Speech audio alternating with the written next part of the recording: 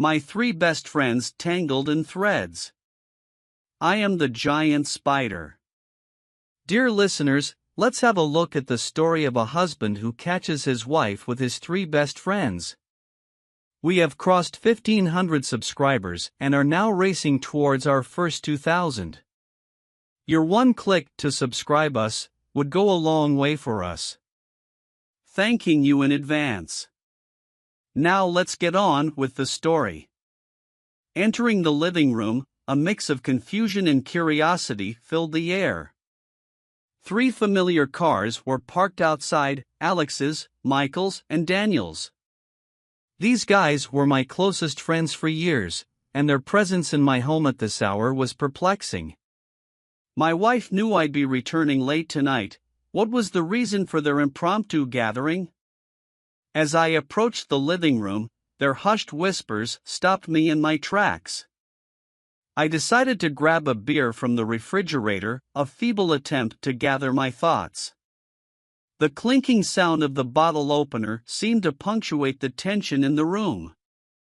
Taking a deep breath, I entered the space. There she was, my wife, sitting between Alex and Daniel on the couch, and Michael in a chair nearby. A nod of acknowledgement passed between Michael and me as I took my place in another chair, eyes shifting between them all. "Have supper?"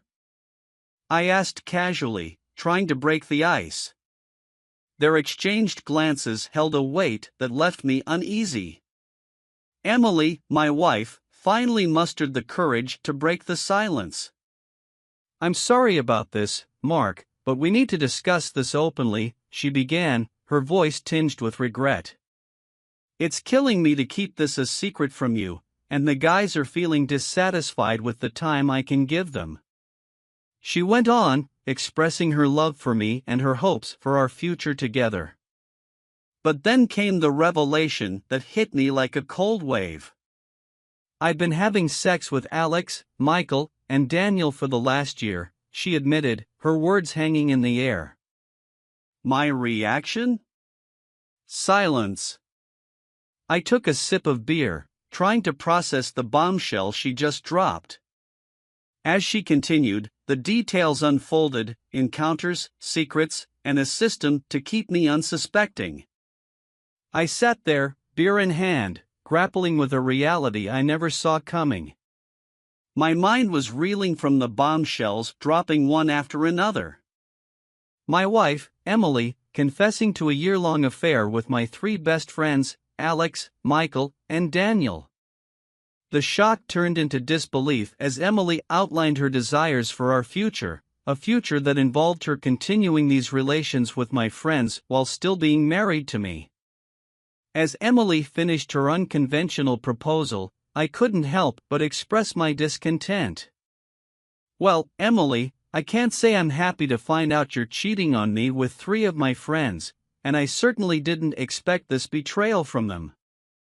Is this your way of telling me you want a divorce?" Emily's response caught me off guard. "Oh no, Mark, I want children and to grow old together. I don't want a divorce. What I want is for you to accept this arrangement so we can move forward.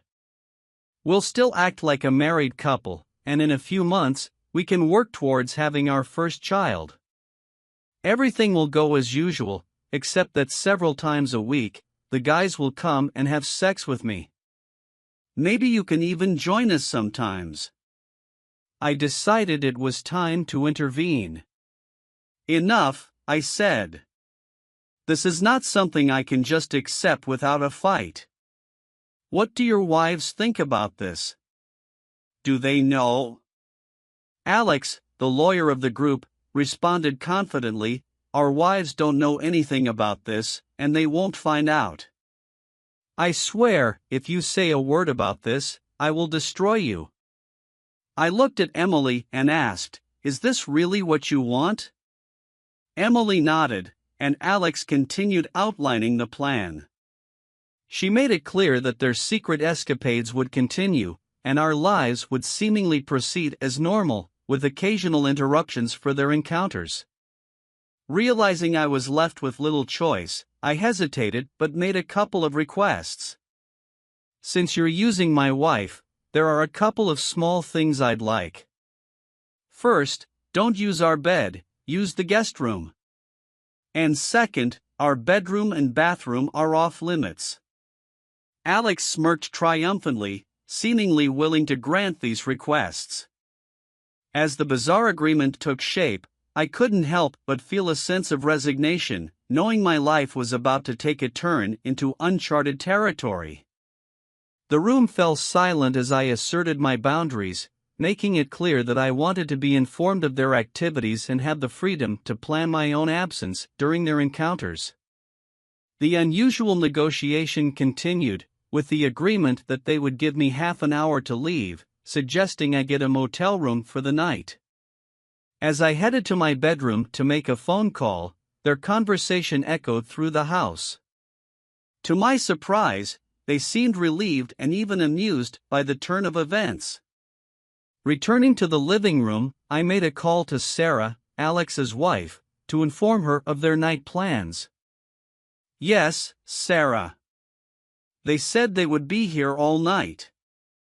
I was thinking about your house, but Alex suggested a motel room. I relayed the information.